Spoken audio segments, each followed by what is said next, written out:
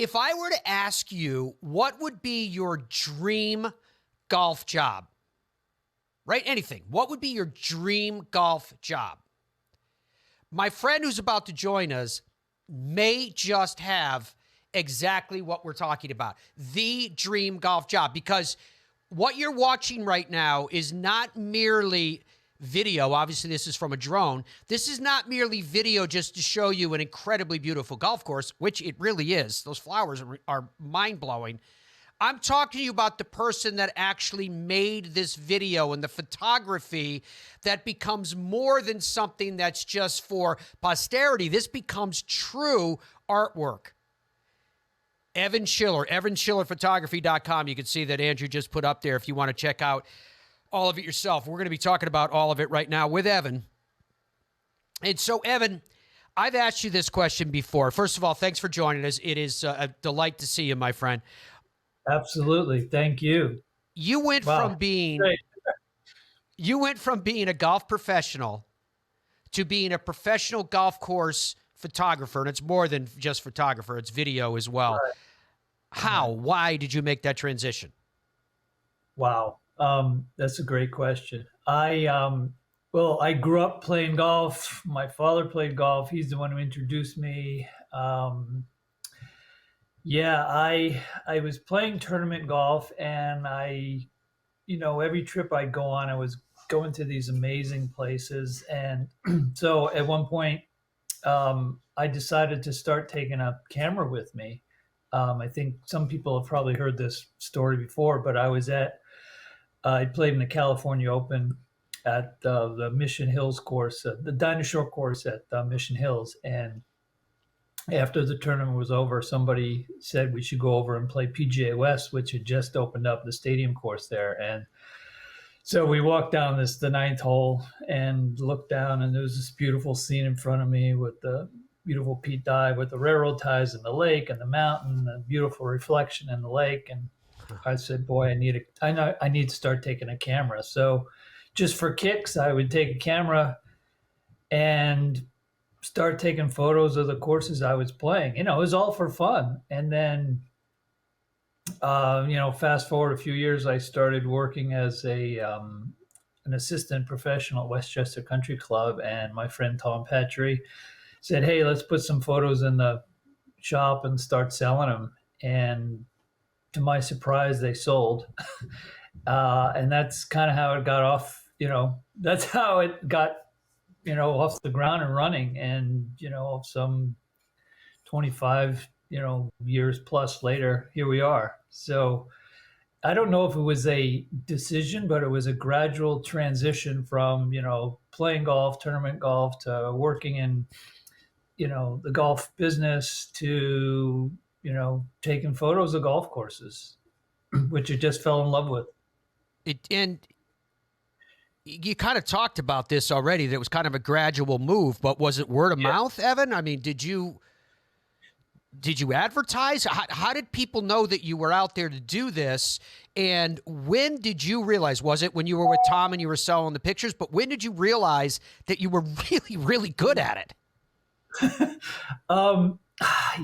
It was this gradual, it was hard to say there was one moment where I actually knew, hey, because, I always had this image of, struggling photographer, right? And so my friends would make fun of me, like, yeah, what, photograph golf courses?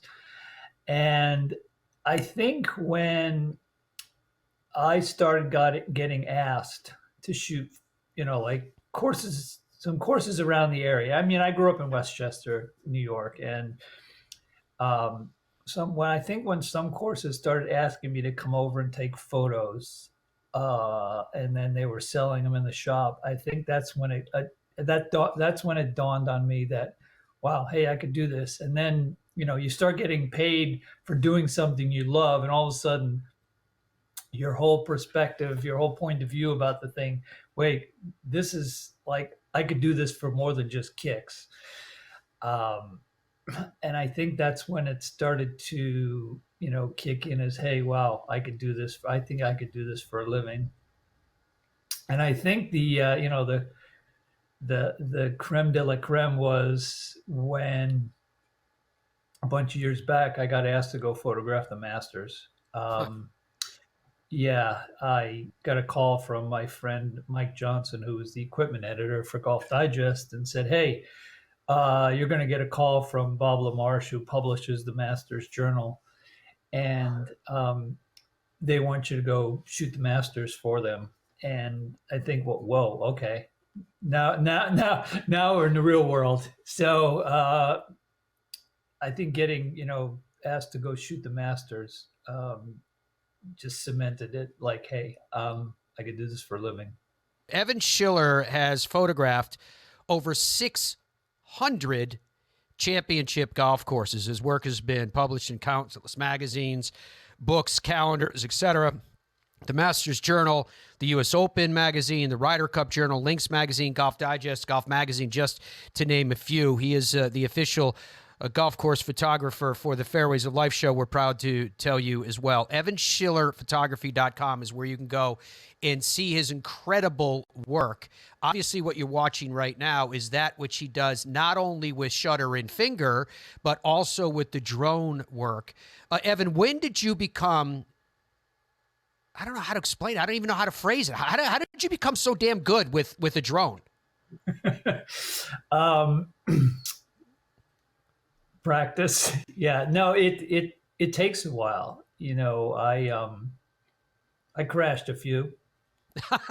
uh, but I think anybody who's flown a drone has probably crashed one somewhere along the way. And in fact, you see this hole here? I crashed one on this hole right here. Well, it actually, I was flying it, and it all of a sudden it just went down. Like the propeller came off, and it just right behind the green there, it crashed. Where is this, Evan? What are we looking at? That's Punta Espada in the Dominican Republic. Beautiful. Yeah, just to the left of right where those palm trees are, right on the other side of those palm trees, it went down. Luckily, was it this drone that we're watching right now that met its unearthly demise? No, I don't think. No, it was another. It was another one. Yeah, the prop came off and it went right like into that right by that. This is the second hole. It's the third tee. Yeah, it was. So that was one time where I lost one. I think it's just I would just get out even when I wasn't on a golf course, and I would fly the thing. And one of the pieces of advice I got was learn how to fly figure eights smoothly, really smoothly. So I'd go out and practice flying in figure eights and then filming it to see if I could actually make smooth turns with it.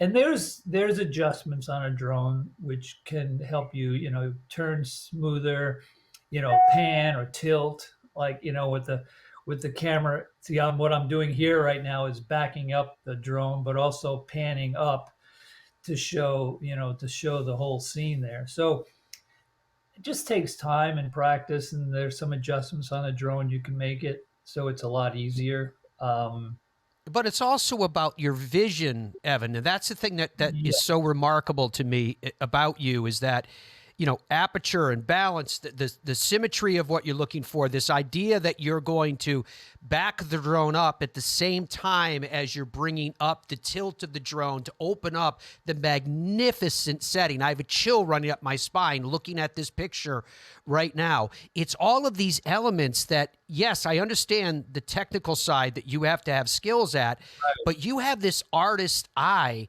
You know what I'm talking about. I'm not even sure if I'm explaining myself well. It is so hard to take a picture and make it look like what you're looking at when you want to show it to somebody later on. You have the ability to capture that in a way I've never seen. So I heard there was a very this is going, and I'm in no way comparing myself to this guy. Um, Tiger Woods was on Oprah Winfrey's show way back when he was first, who early in his career, and she had him on. He had just come out with some book, and she asked him a very interesting question. She had read the book, and she goes, "Well, am I going to play golf like you after reading this book?" And she goes, "Obviously not. So what makes you great?" And he paused for a moment, and he said, "I think I see things that other people don't." And I think anybody who is really good at what they. I think that's a commonality amongst people who are really great at what they do, and they just they're able to see things that other people don't. Like when I get to a golf course, I drive around, I scout. It's one of the first things I do. I get there and I drive around. I drive all 18 holes, and I just look for spots where I want to shoot, and I got ideas. And I get, I'll say, well, this could be an interesting spot or an interesting area. And you've kind of, you're in a way projecting what it might look like, tomorrow morning when the sun comes up, from this angle or that angle. So, there's history that helps. It's an educated, in many ways, an educated guess that, hey, this scene could look really great at sunrise, or it could look, at sunset from over here. Um, so you get ideas ahead of time, so you're projecting, and then when you get there, it could be different, or it could be better, or not what you thought. So there's a lot of there's a lot of experience that goes into it, but there's trial and error. There's sometimes you get lucky. So there's a lot of years of just sometimes it works out, sometimes it doesn't. Yes, no, but you learn from all of them, which helps you going forward. Evan, your photos when you shoot a sunrise, when you shoot a sunset, so you're out there as a golf course awakens, and you're out there as a golf course closes its tired eyes. Is it Right. for you in some way a spiritual experience? Absolutely. Like this photo here was taken at PGA Frisco, um, or Fields Ranch. That's the 17th hole on the East Course. And this is I was actually driving to another hole to go shoot another hole. You could see it was a little bit cloudy, and as I Mhm. was driving by the 17th hole, the sun popped out. And I happened to see this, and it wasn't planned. It just was driving by, and I saw it, and I hopped out of the cart quickly. I put my camera on a tripod and just shot a few frames, and then the sun went behind those clouds again. So I just happened to be driving by, um, and I saw this, and I went, "Wow!" But Incredible. yeah, it is just being out. This is another one. Just in a way, I happen to be in the right place at the right time, waiting, and then the sun came out at Bandon Dunes for you know probably a minute maybe on this scene. But as far as the spiritual, yes, there's something I really special, like you say, spiritual about the early morning and the late afternoons, and sometimes I prefer the early morning because the sun's coming up, and lots of times I'm out there before the sun comes up, and you anticipation of what it might look like. But it's not just that; it's just it's the sounds, the smell. Like you're along the ocean, the sounds and smells. I was just up at Bandon Dunes, and I would go out and before the sun would come up, stand on the cliff and look at the ocean and the beach and just take it in and appreciate the whole scene. So yeah, it is a spiritual. It's very uplifting experience. Regardless of whether you're taking photos or not, just being out there, and taking in the whole experience of just being out there. What and it's a in a way it's an assault on the senses in a good Yeah. way. Yeah. In many Yeah. ways, the sights, the sounds, the smells, the wind, the breeze, um, like this place is was that's in Anguilla, the only golf course on the island, um, Aurora National Golf Club, and it's just beautiful. Evan, as a former professional, in and one who played competitively at very high levels, you would hit a shot. Let's say, you know, we've been showing multiple times. We've shown the absolutely incredibly beautiful video of the par 3 7th at Pebble, Right. as an example. If you stood on that tee, say the wind was into you a little bit, so you needed a little more meat to get to the green. Not crazy like, you know, Tony Finau when he had to hit a driver there, you know, this past season on the tour. But I'm say it's an 8-iron or a 7-iron, which for you is probably going to be, we're talking anywhere from 170 to 190 ish, right? Playing effectively because of the wind coming in at you, and you hit it perfectly. You hit it hole high. You leave it about 3 feet away. You know that feeling. As Ben Hogan said, it comes through the ball to the club, through your hands and your arms, and right it straight into your soul. To execute that shot versus doing what we're looking at right now with the birds flying under it. I mean, this looks like when they say that, oh, so and so had a near death experience and they relived, you know, one of the highlights of their life. We're watching it right now. Now at this point, Evan Schiller, looking back on your own life, what brings you greater joy? That perfectly struck iron, hole high for birdie into this par 3, or doing what we're looking at right now? Wow. Great question. I'll do my best because they're hard to compare. You know, I've had experience like where taking some of this drone footage, like in particular, there's one I took of the 5th hole at Moonlight Basin, which you were showing before, and which I flew down the fairway. Yeah, this one. This is it. So one of the things I want to do is fly down the fairway, and the dog legs to the right there, as I got up to the green, I wanted to kind of go out to the right, right?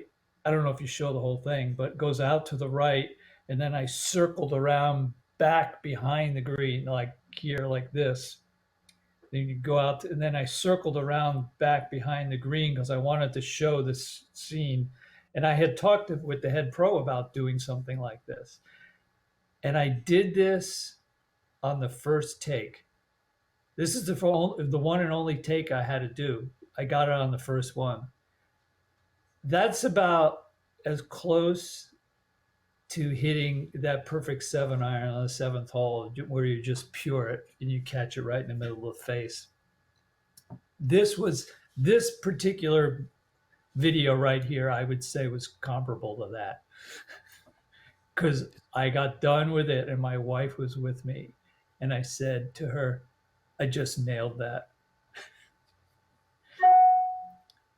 It's fabulous, Evan. It's Yeah, absolutely just fabulous. go and just fly the whole thing around because, you know, lots of times you don't always get it right. You got to go back and try it again.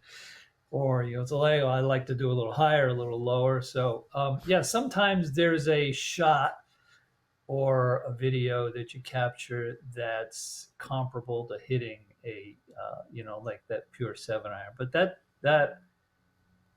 pure 7-iron that you catch right in the middle of the face, really flush, that's pretty hard to beat. You know what's amazing about it with what you do, Evan, in that it is about artistry. Obviously, it's about capturing these God's gardens, right? But it's about more. When people go on to evanschiller.com, evanschillerphotography.com, and they're buying your prints, especially where you put them on metal and all the rest. I have 2 of them myself. It's more than just the beauty and the art, which it could suffice. It could stand alone. But it's about the emotions that you feel, because most people are buying these because they either aspire to be there one day and it's a dream, it's a bucket list, or they've actually been there and the emotions come flooding back in that same kind of spiritual way. It is truly incredible. You heard me ask the question as you were coming in. What would be your dream golf job?